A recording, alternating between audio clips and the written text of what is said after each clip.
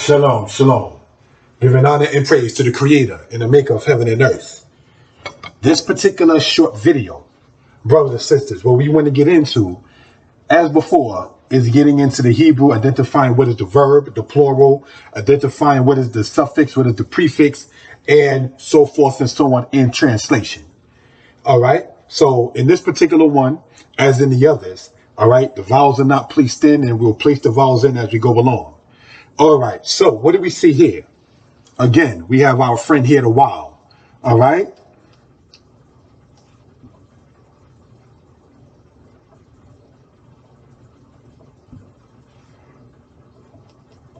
That's one word. All right, we want to keep on emphasizing when we have to the wow here. All right. This serves as a prefix, and without it, you will have yuku. Yuku, brothers and sisters, in Hebrew means they will take. It comes from the root word laquak. The word laquak in Hebrew means to take. Okay? But what we want to point out is when you conjugate that particular word, laquak, in the future tense, the lamed drops off. Okay? So we're left with yuku, which means they will take. So now you have wayuku, which means in Hebrew, and they took, because the while consecutive in biblical Hebrew, all right, makes the future tense a past tense word, all right, in translation. So we want to point that out in that particular case, all right. Wayuku, and they took.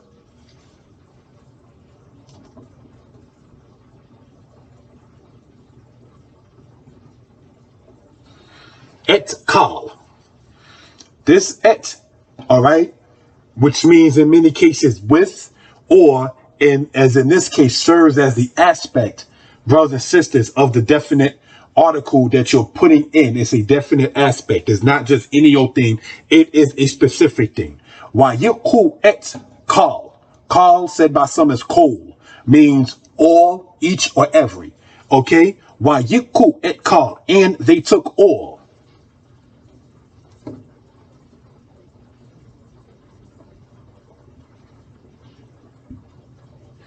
This word here, rikush. The word rikush, brothers and sisters, all right, it means in Hebrew, possessions, goods. So now, so far we can see in they took each good thing, or they took each possession.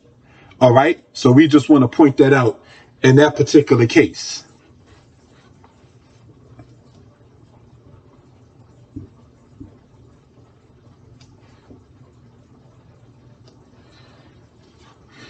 Etkal, and each, and every. Now, you may have noticed I skipped why I said and then just went there, because this et, brothers and sisters, as we keep on emphasizing, is serving as the definite article, a specific thing. All right. So it doesn't have a particular meaning for it. It's put in there in the Hebrew for grammar aspect and purposes. Etkal.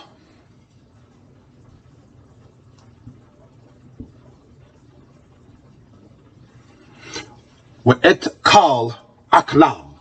All right. Sorry about that. And this word here, aklam, okay, it comes from the root word akal. The word akal in the verb means to eat or to dine. Okay. So you can get that and then get the word okel, which means food. Also, brothers and sisters, okel.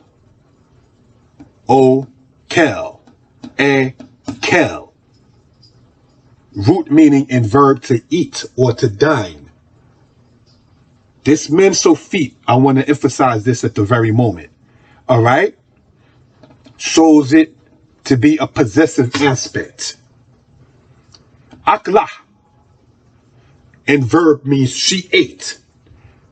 Also in noun, as a person, place, or thing, the word aklah means possession, substance, that which is of necessity, just as much as eating is a necessity. All right. Aklam as we want to point out, this all right, this is pointed out, brothers and sisters, in the Hebrew book, Hebrew is Easy, volume 4, shows it to be the possessive aspect masculine, their possession, their substance, their necessities. All right?